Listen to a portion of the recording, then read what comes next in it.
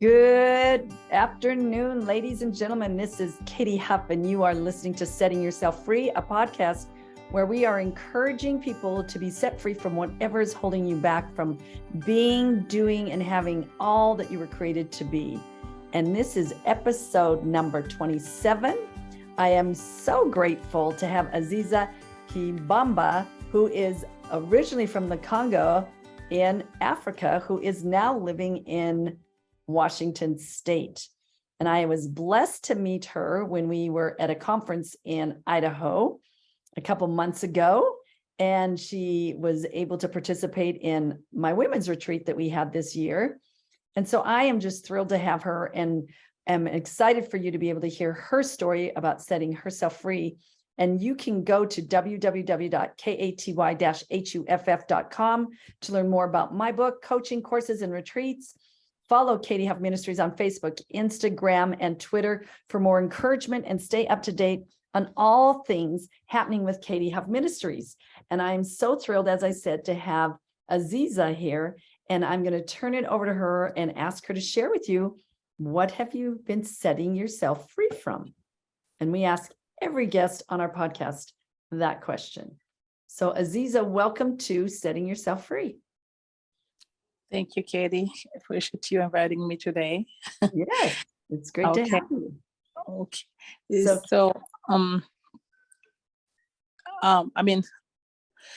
I can say, I've been set myself free from the way I grew up in Africa, and then the way I see my kids grew up here in America. There's a bit difference. First of all, I grew up with a large family in the same house. My dad has multiple kids, a lot of kids, multiple wives. And then we grew up in the same house, like 15 kids, and we have to cook a large meal. And then we will do a lot of chores at home. Sometimes coming from school, there was no lunch at school. You bring like a little thing, like your dad would give you some money for you to buy something at school, anything, people would be selling stuff there, but and you can buy. It was not made by the school. Like we see kids eating lunch at school here or breakfast, and sometimes it's free meal for kids. We didn't have that back there. And then, and if your parent don't have money, you're definitely gonna be hungry the whole time you're in school. So, which you're not gonna maybe be focusing or be able to listening to, the teacher. Sometimes you're hungry, you're thinking about food, even know if you're gonna see food at home when you go back. So, it's that kind of culture. And when I moved here, kids have to have 3 meals, and when they go to school, there was free meal at school for kids. Low income if you are, and then sometimes the food was prepared at the school for the kids to have the meal there, breakfast and snacks, and also lunch, which is amazing. We didn't have that. And then the school system also was sometimes the school was closed for years because of the government, and kids would miss school. And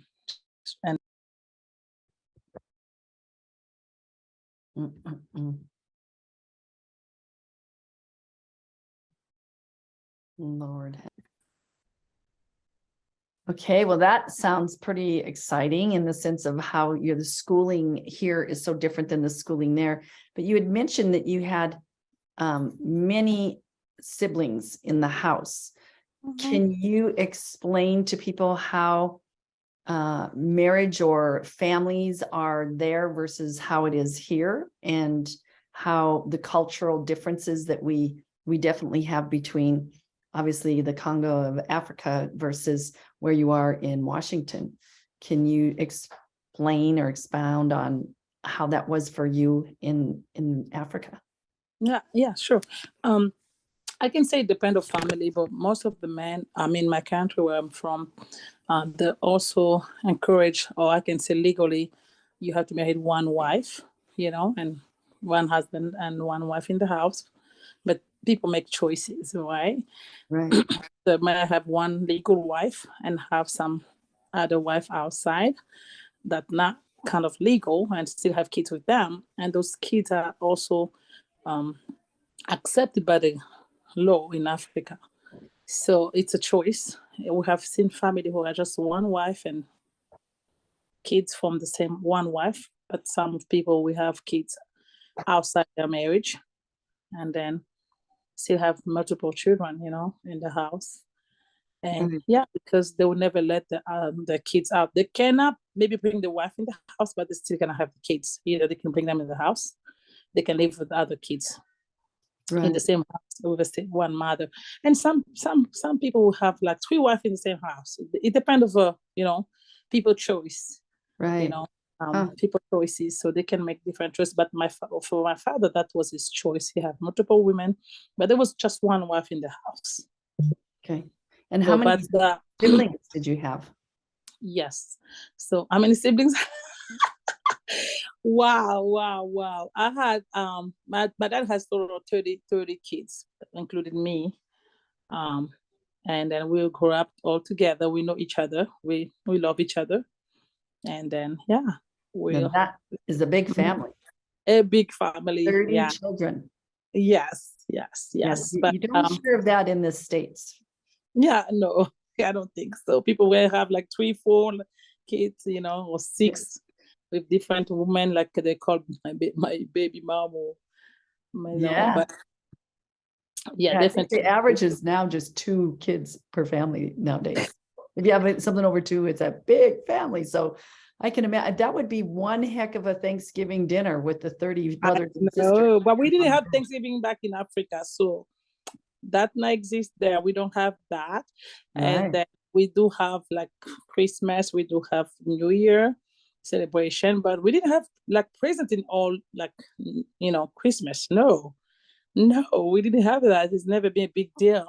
But I can say, of course, for me, my dad used to love me a lot, so he would have always a birthday party for me.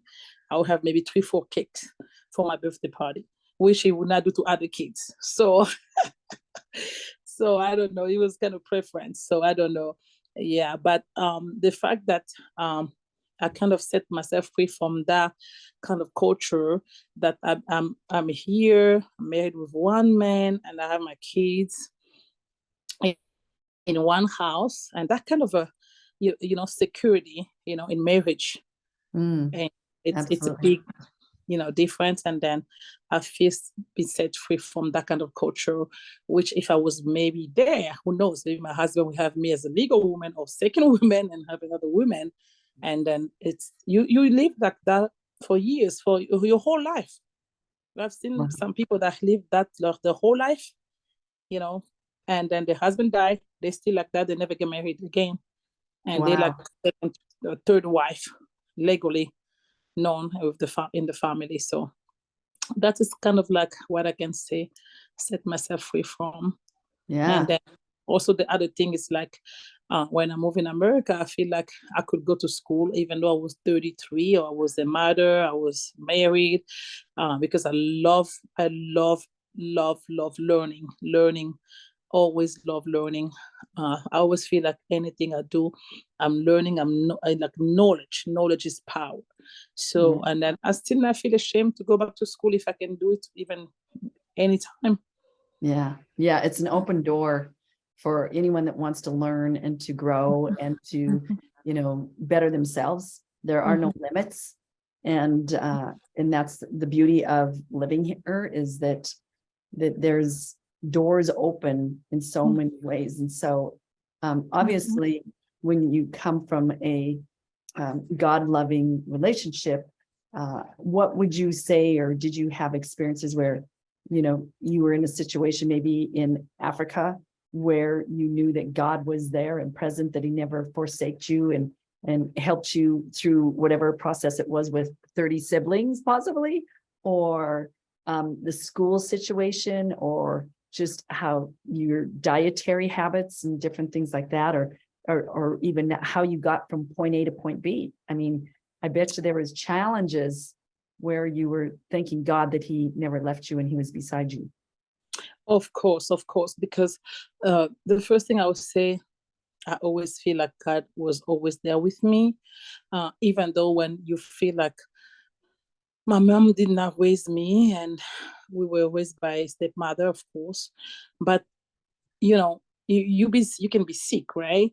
And you're just thinking about your mother being like maybe 30, 300 miles away from you, and then you just in your bed, chill, sick, and then just praying that, oh God, maybe I'll be healed. You don't know the tomorrow, and then here God heals you, and then life continues, and then you go to school. You maybe walk miles to go to school, walking. I mean, not even transportation, no bus, no. You walk, and then God protects you from cars, crash. God was always there, because I used to walk with my siblings for miles. My dad was a businessman. He was rich. He has money. He was maybe saving them or investing them for I don't know when. But we will walk miles to go to school. So I don't know if it was like willingly or it was just trying to make us learn life in a hard way. But we walk miles to school back and forward. Sometimes you would drive us to school. Sometimes we were just gonna walk, and then we're still gonna make it. And here we are. So I'm here. There was accident, there were crashes, but God was still there protecting us. And then the other thing I can say, when I met God in my life, I was young in high school. After, I was a senior. Then I met God, and then I was the only one first in my family, encountering God. And my father passed, and then I felt like, oh my gosh, where am I gonna be in my life? Who gonna support me? There is no good support system from the government, from a young girl that's finished high school to go to university, and then no help at all. And then my father left me. I was already like in first year university, and I was doing medical school. I wanted to become a doctor, so I did 3 years, but it was hard to pay for the tuition and nobody to support, and I have to drop it.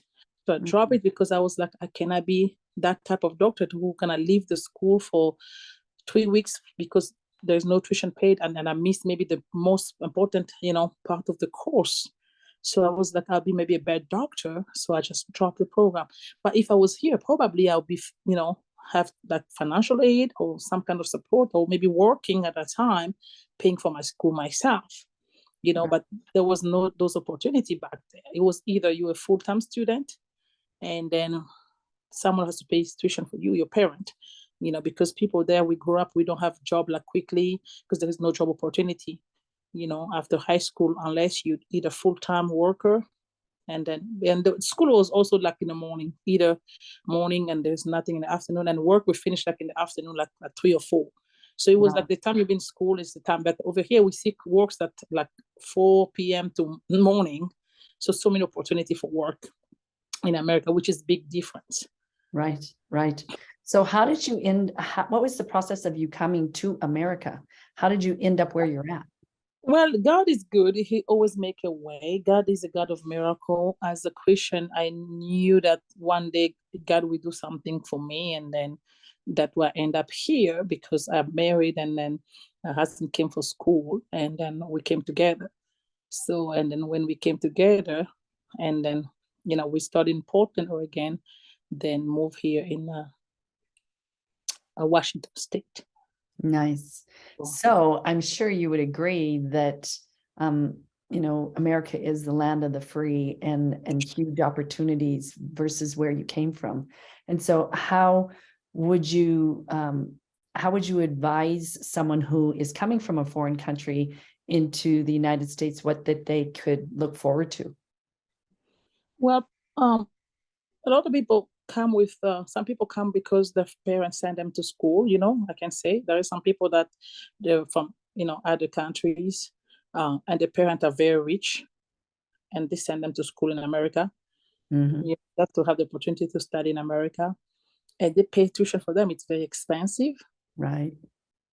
And then you have to still pay for that because international students pay a lot. Right. And then after that, some of them, they go back home and they become, work because first of all, you learn 2 languages. My country, we speak French. So when I came, I was speaking French. I went to ESL and that helped me a lot to learn English from there. Right. And then some people come from India, China, other African country where they speak just French, no English at all, but they go through the process. Some people still start learning English back home. If your parent is planning for you to go in America, they will make a plans, right? Right. Which was not my case. For those people, they have opportunity to study, to be at school, to be strong, to do it because they have opportunity. Someone is paying school for that. For the people who come maybe differently, refugees, people who have immigrant visa, they come to America to live, take the opportunity to learn something, Right. Right. Don't be ashamed of your age, right? When you move in America, take the opportunity. The door is open to anybody. Right. I can say job opportunity, school opportunity, anything. Yeah. Because the more you learn, the more you know, the more you're powerful. Right. And I believe in that. There is no knowledge from school and there is also God's knowledge. So we have to know that what we learn in school will help us to actually do the thing of this world. But when we learn from God, it's to do the things from God, from the spiritual, thing that we live in this world. The Bible says we live in this world, but we're not from this world. Absolutely. We have to have those 2 knowledge. We just don't have to just go to school to learn things from school. We also have to have the knowledge of God, both together. Right. With the Bible. If you're not a Christian, you have something and you believe. Keep your belief and then believe in God because God created everything, So we have to know there is a God that watches over us on earth. Yes. And take the opportunity we have to make sure like we take any chance and any opportunity we have for our good. We don't have to miss time. Time is money and it's real. When I move in America, I understand that time is money. Mm-hmm. The more you waste your time to things that is not important, you're wasting money, your energy. Oh, that's very good. Very good. So, take opportunity of any day, any time you have in your life. Learn something. It can be short term. It can be long term. Like, when I say short term, there is like school that takes 6 months, school that can take a year, 2, 3, master degree, graduate, whenever you can do it. Yeah. Yeah. Good word, girl. Well, this has been just amazing to just have you share from your heart how you grew up, the cultural differences, what you endured over there, how you married your husband, came to America, now living in Washington with your children, having the access to education, having the access to being your own boss and a caregiver that you are, and doing such a great job of that. And just what a blessing for us to learn from you, and a blessing for you to be here, to be able to give your children an even better opportunity than what you grew up with in Africa. So I just want to say thank you so much. We are so blessed. I'm so grateful for you sharing your experience, your culture, your just the reward of coming here, in the sense of who you are becoming, and that you're absolutely right. I have faith in God. He's faithful all the time. His plan is good, and he will never leave us or forsake us. And so I just want to say thank you to our audience and our listeners for listening in to Setting Yourself Free. And until next time, go to www.katy-huff.com to learn more about my book, coaching, courses, and retreats. Follow Katy Huff Ministries on Facebook, Instagram, and Twitter for more encouragement, and stay up to date on all things happening with Katy Huff Ministries. And I just thank you again, Aziza, for your sharing of this incredible Setting Yourself Free episode. Thank you, and God bless. Hello, friends and family. This is Katy Huff with Katy Huff Ministries. The reason that I'm reaching out to you today is because I have had the incredible experience of using the My Pillow products. So what products are there? There's the pillow, of course. There's the sheets. There's the towels. And in fact, my puppy even has a dog bed. So I'm reaching out to you because I have the opportunity to help you to save a lot of money when you find these products to be such use for you and your family. So you can go to mystore.com/unmasked is my promo code. So you're going to want to use my promo code to get those discounts, or mypillow.com/unmasked. That way you're going to get an incredible discount. You're going to enjoy the sheets, the pillows, the towels, and hopefully your little pet will enjoy the dog bed as well. Thank you.